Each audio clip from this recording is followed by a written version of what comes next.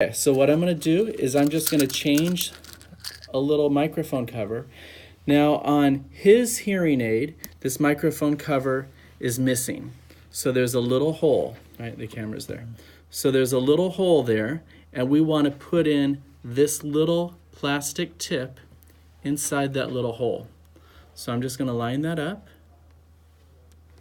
and I'm just going to push that in and then remove the green stick. So now I've filled that little hole with a little screen. Next time, if that screen gets plugged up, then we could remove that little screen with the forked side of this little green stick. So we'll just slide this in there, and then I could pop off that little screen and then turn the stick around, and you see there's a new replacement filter. So I'll just push that inside, and now I've changed it. And that might need to be done every 6 months or so. But if someone gets it plugged up with oil or lotion or something, then it will be more often.